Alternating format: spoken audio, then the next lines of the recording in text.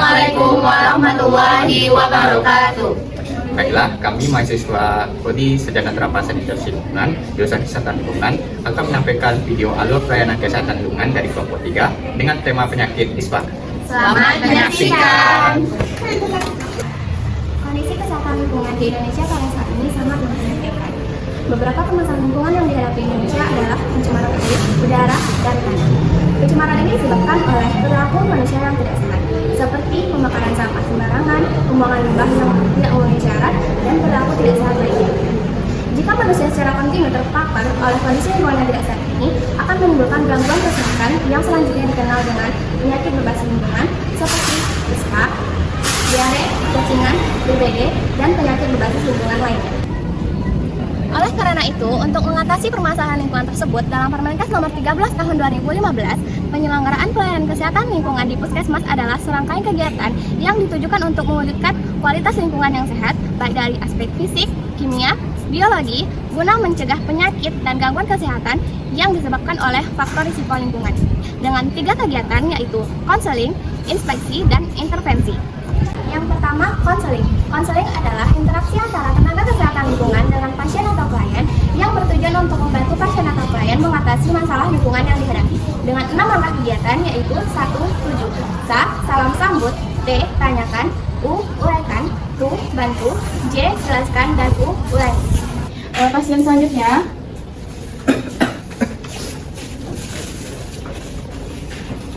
Selamat siang Pak, ada yang bisa saya bantu?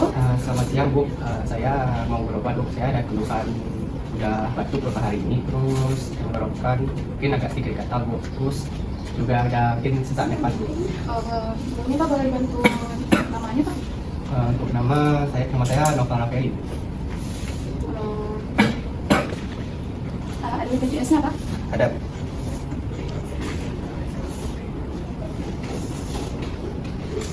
Oke Pak, silakan tunggu nomor antriannya ya Pak. Terima kasih Bu. Permisi Bu, ini ada pasien. Makasih ya. Selamat juga Pak, silakan duduk. Iya dong. Bapak keluhannya apa? Udah beberapa hari ini udah sering batuk dok, terus tenggorokan juga agak gatal dok, dan juga mungkin agak sesak nafas dok. Saya bisa dulu ya Pak.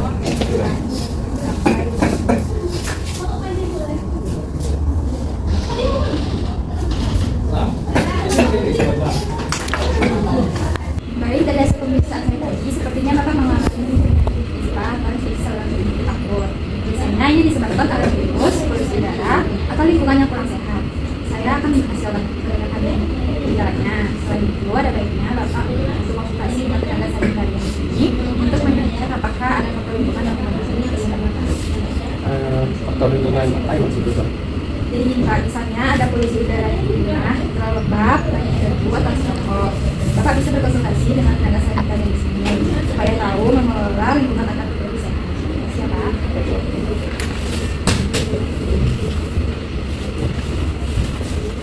Permisi. Iya Bu, silakan masuk. Ini Bu, ada pasien yang punya ispa Bu. Iya Bu, silakan masuk aja ya Bu.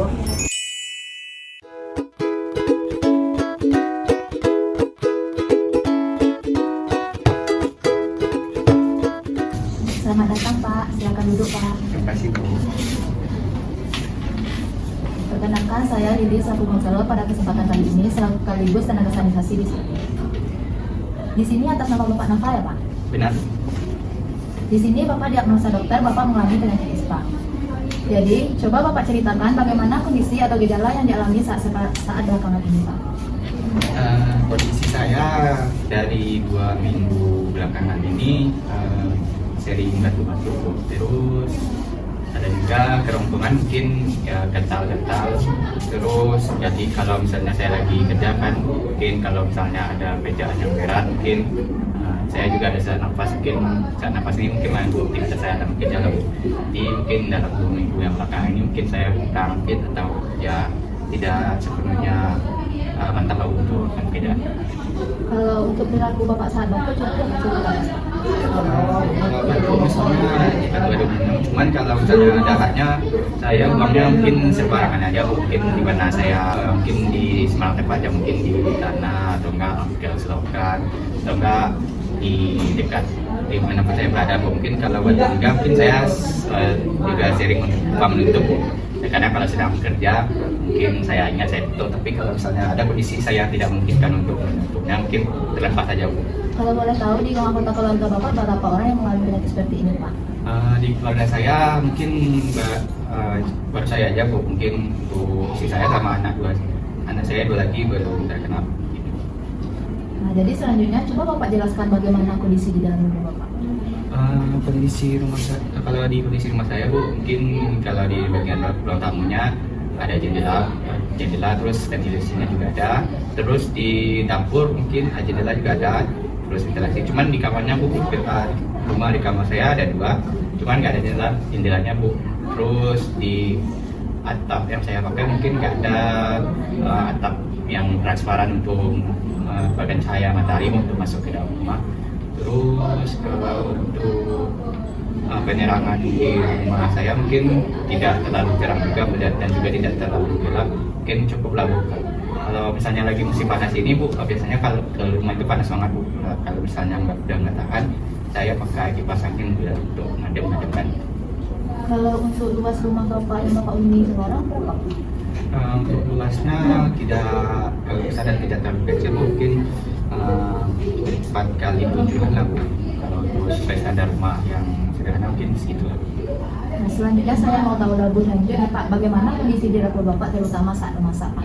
Kalau di dapur, kalau istri saya lagi masak, kami menggunakan kompor tradisional, kompor yang kayak bakar. Kalau istri saya lagi masak, mungkin jendelanya dibuka untuk supaya asapnya keluar. Kalau untuk anak-anak mungkin istri saya nggak sambil mengasuh anak atau sambil masak. Kemungkinan soalnya anak saya yang 2 itu mungkin abangnya nggak bisa, jadi nggak bisa jaga adiknya. Mungkin kalau istri saya lagi masak, abangnya yang jaga adiknya. Kalau saya mau tahu lebih lanjut nih Pak, kalau untuk tidur di rumah apakah Bapak itu masih bergabung dengan anggota keluarga yang lain Pak? Coba Bapak ceritakan. Kalau sampai sekarang masih bergabung dengan istri saya Bu. Kebetulan kamar saya ada 2 Bu. Saya tidur sama istri saya, terus yang satu lagi itu 2 anak ya. Oh gitu ya Pak. Jadi baik dari penjelasan Bapak tadi dapat saya uraikan masalahnya. Yang pertama, di rumah Bapak itu kondisi rumah Bapak kurang baik. Yang pertama, ventilasi di rumah Bapak kurang memadai ya Pak. Tadi Bapak bilang ventilasinya ada di depan dan di belakang saja. Untuk di kamarnya tidak mempunyai ventilasi. Lalu pencahayaan di rumah Bapak cukup terang, tapi di kamar Bapak agak gelap itu ternyata. Iya, tidak terlalu. Nah, dari faktor lingkungan dapat diuraikan masalahnya Bapak tadi saat memasak istri Bapak masih menggunakan kayu bakar. Nah, terus dari faktor perilaku Bapak saat batuk masih membendahaknya sembarangan dan tidak menutup mulut. Nah, terus tidur Bapak masih berbarengan dengan anggota keluarga yang lain. Jadi di sini saya mau membantu sedikit Pak dari permasalahan Bapak tadi, bisa dilihat di pamflet tentang ISPA ini Pak. Yang pertama masalahnya tadi ventilasi di rumah Bapak tidak memadai. Jadi disarankan untuk Bapak untuk memperbaiki atau menambah ventilasi di rumah Bapak agar udara bersirkulasi dengan baik. Selanjutnya dari pencahayaan di rumah Bapak tadi yang gelap, terutama di kamar yang tidak ada ventilasi Pak. Jadi pencahayaannya kurang. Jadi disarankan kepada Bapak untuk pasang lampu dengan pencahayaan yang cukup untuk mengurangi kelembaban di dalam kamar.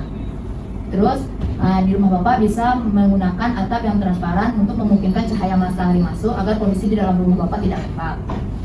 Selanjutnya dari faktor perilaku keluarga Bapak saat memasak masih menggunakan kayu bakar. Jadi Bapak bisa menggunakan gas atau kompor listrik untuk mengurangi paparan asap. Terus jika Bapak masih menggunakan kayu bakar, pastikan dapur Bapak memiliki cerobong asap agar asapnya keluar melalui cerobong asap itu. Dari faktor perilaku tadi Bapak membuang ludah sembarangan dan tidak menutup mulut saat batuk. Jadi itu biasakan menutup mulut dengan tisu ya Pak, dan siku bagian dalam untuk mencegah tertularnya penyakit atau kuman. Selanjutnya Bapak membuang dahak sembarangan tadi. Biasakan untuk membuang dahak itu di tempatnya Pak, seperti toilet atau tisu, dan yang mudah dibuang di tempat sampah. Yang kedua, jika Bapak lagi di luar rumah, gunakan plastik atau wadah khusus untuk membuang dahaknya dengan aman. Baik Pak, itu saran yang dapat saya sampaikan dari permasalahan penyakit ISPA tadi Pak. Jadi di sini saya mau tanya nih Pak, apakah Bapak tahu apakah itu penyakit ISPA Pak? Tidak. Jadi di sini saya akan menjelaskan sedikit tentang penyakit ISPA. ISPA itu adalah infeksi akut yang menyerang saluran pernapasan, mulai dari hidung sampai pernapasan paling bawah.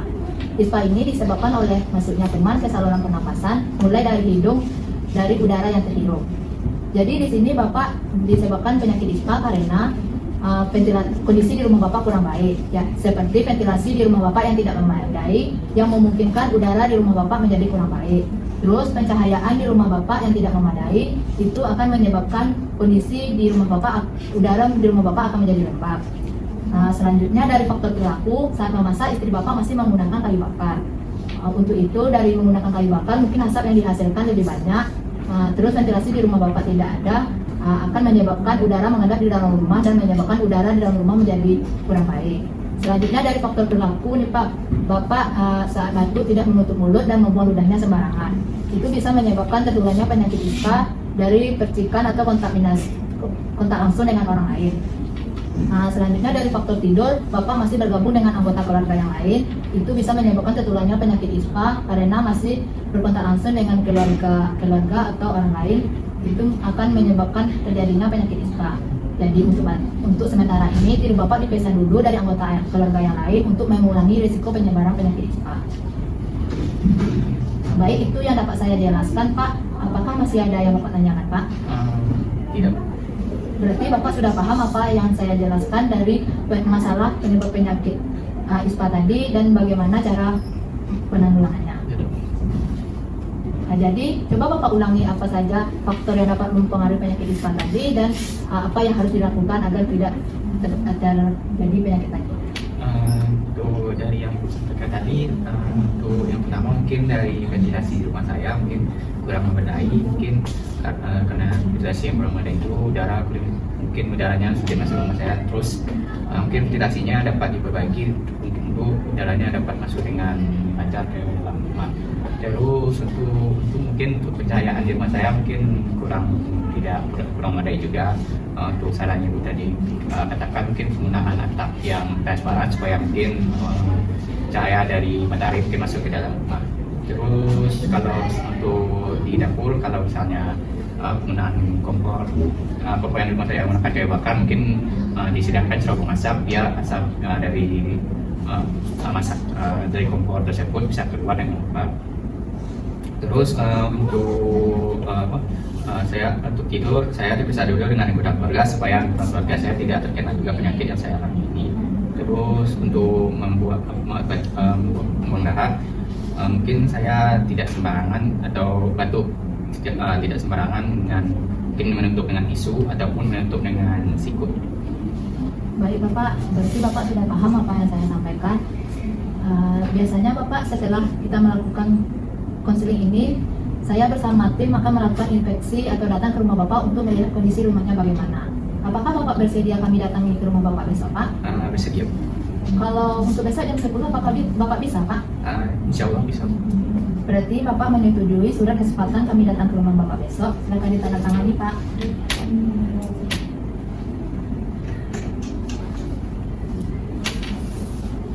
Terima kasih Pak, tunggu kedatangan kami datang ke rumah Bapak besok ya Pak.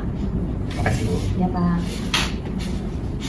Jadi, hasil konseling yang dilakukan dengan pasien dapat disimpulkan bahwa pasien terkena penyakit ISPA karena beberapa faktor. Yang pertama, faktor kondisi rumah yang kurang baik seperti ventilasi yang kurang memadai dan pencahayaan yang kurang.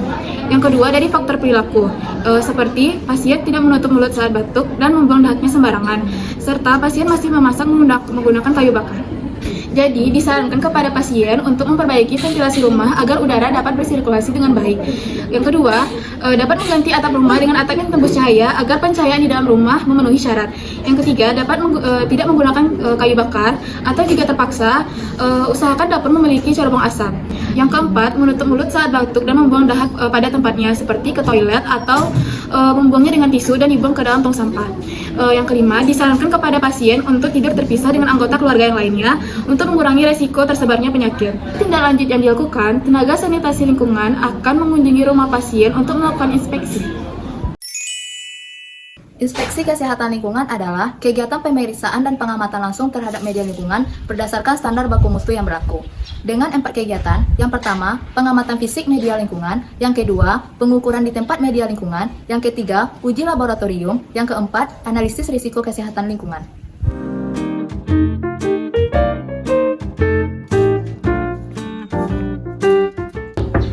Assalamualaikum.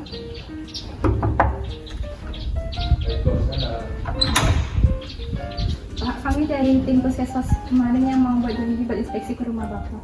Oh, silakan masuk. Silakan duduk. Jadi Pak, tujuan kami kesini itu untuk melakukan inspeksi untuk melihat kondisi terutama yaitu kamar tidur Bapak, dapur, dan ruang tamu. Bolehkah Bapak tunjukkan bagaimana kamar tidur Bapak? Ya, silakan. Baik Bu, di sini kamar saya. Silakan.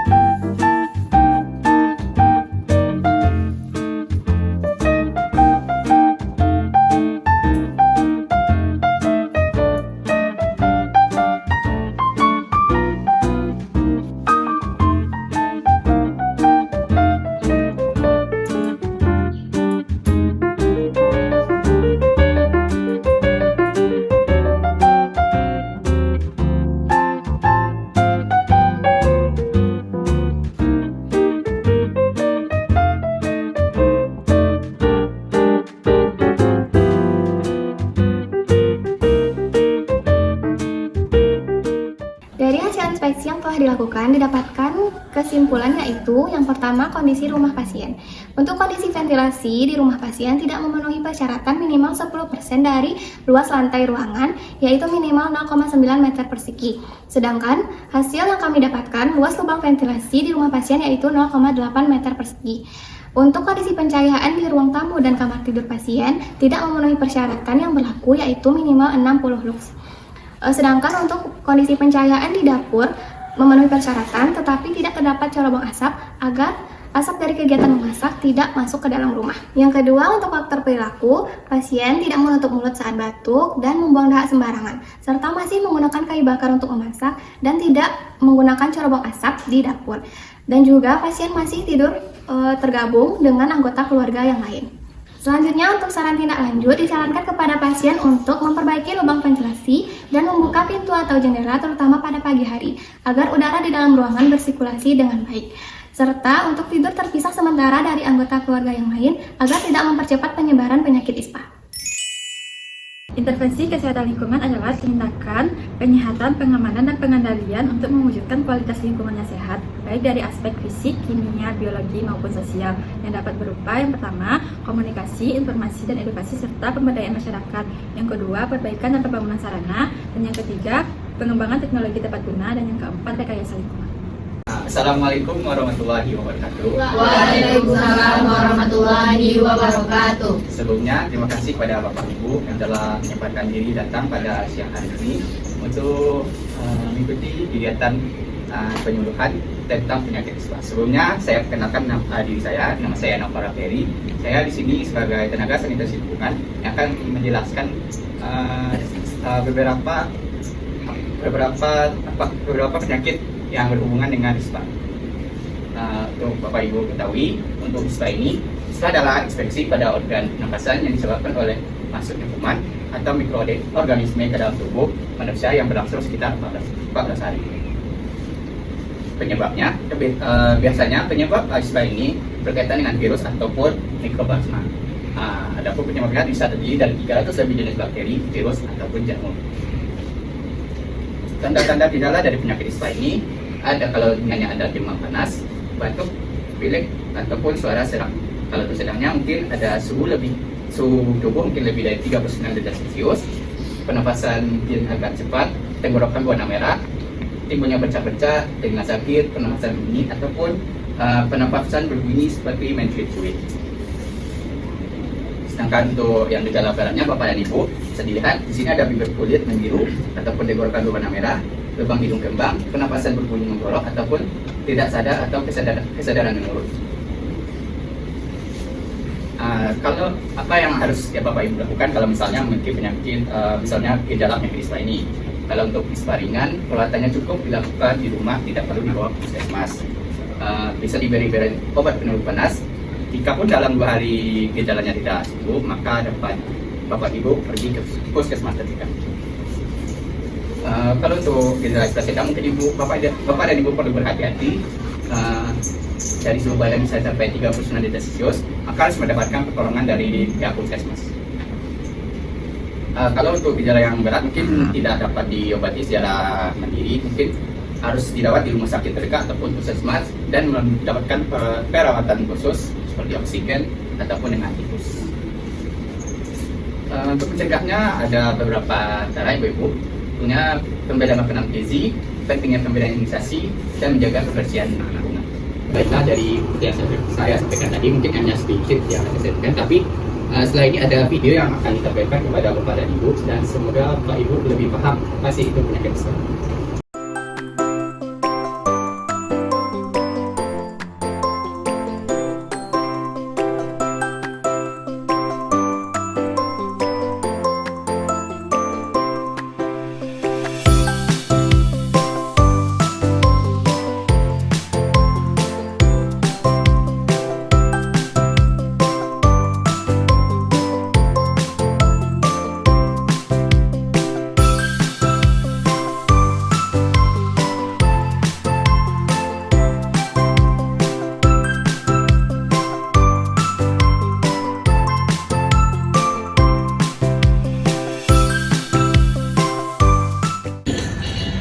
Anda batuk atau bersin, lalu gunakan tisu atau sabun tangan untuk menutup mulut dan hidung. Jika tidak ada tisu atau sabun tangan, gunakan lengan bagian dalam, bukan telapak tangan. Gunakan masker yang menutup hidung dan mulut selama Anda batuk dan bersin. Buanglah tisu setelah digunakan ke dalam tempat sampah. Cuci tangan Anda segera dengan air mengalir dan sabun atau bersihkan dengan alkohol hand rub. Jangan membuang ludah atau dahak di sembarang tempat. Dengan menjalankan etika batuk ini, maka kamu ikut membantu untuk mengendalikan infeksi di sekitar kita. Baiklah, Bapak Ibu, dari 2 video yang telah ditampilkan tadi, yang video pertama mungkin tentang setelah dulu penyakit tentang ispa, yang kedua mungkin videonya tentang etika batuk. Kalau Bapak Ibu mungkin ingin menerangi penyebaran penyakit ispa. Baiklah, dari penjelasan saya tadi dan beberapa video yang telah ditampilkan, apakah dari Bapak Ibu ada yang ingin bertanya tentang penyakit ispa ini? Ya, silakan kepada Bapak. Saya ingin bertanya tentang merokok ya. Kenapa kalau orang yang merokok dapat lebih tinggi berpotensi ispa, dan jika orang yang tidak merokok terkena asap rokok, itu lebih mana yang dapat terkena penyakit ispa? Saya akan menjawab pertanyaan dari Bapak yang hasilkan tadi, di mana kebiasaan merokok itu dapat menyebabkan penyakit ispa dan apa dan dasarnya apakah orang yang tidak merokok tetapi terkena asap rokok itu dapat mengalami penyakit ispa. Betul kan? Kalau kebiasaan merokok memang dapat menyebabkan penyakit ispa karena rokok itu mengandung bahan-bahan kimia yang berbahaya yang akan mempengaruhi saluran pernapasan. Walaupun kebiasaan merokok pada orang yang proaktif, biasanya pada perokok itu lebih kemungkinan untuk mengalami ispanya lebih kecil daripada orang yang terhirup rokok dari perokok aktif tersebut, karena perokok pasif itu lebih banyak menghirup paparan asap dari perokok aktif itu daripada yang dari perokok aktif tersebut. Jadi biasanya pada orang yang terkena rokok pasif ini biasanya pada anak-anak kecil yang biasanya bapaknya merokok di dalam rumah dan terhirup hingga kemungkinan bisa mengalami penyakit ispa. Baik, nah. Terima kasih, nah. Terima kasih, Pak. Ya, terima kasih pertanyaan dari Bapak David tadi. Demikian penjelasannya yang saya jelaskan tentang penyakit ispa yang saya dapati. Semoga Bapak dan Ibu dapat memahami dan menggunakan apa untuk mencegah penyakit ispa itu. Dan dalam saya sudahi, assalamualaikum warahmatullahi wabarakatuh. Waalaikumsalam warahmatullahi wabarakatuh. Baiklah, pada bagian intervensi ada beberapa kegiatan yang akan dilakukan. Yang pertama ada komunikasi, informasi, dan edukasi dengan cara melakukan penyuluhan kepada masyarakat tentang apa itu penyakit ispa. Yang kedua ada perbaikan sarana dan pembangunan sarana. Dalam kasus ispa ini dapat dilakukan perbaikan pada jendela ventilasi atau pemasangan kawat pada lubang ventilasi. Yang ketiga ada teknologi tepat guna. Pada kasus penyakit ispa dapat digunakan cara buang asap untuk mengeluarkan asap dari masakan agar tidak terkumpul di dalam rumah, ataupun pemasangan genteng transparan untuk membiarkan cahaya masuk agar kelembapan dalam rumah dapat berkurang. Yang keempat ada rekayasa lingkungan, yaitu melakukan penghijauan di sekitar lingkungan rumah agar kualitas udara menjadi lebih baik ya, dengan cara penanaman pohon mangga, pohon mahoni, ataupun tanaman hijau lainnya. Terima kasih sudah menyaksikan videonya, semoga bermanfaat bagi kita semua.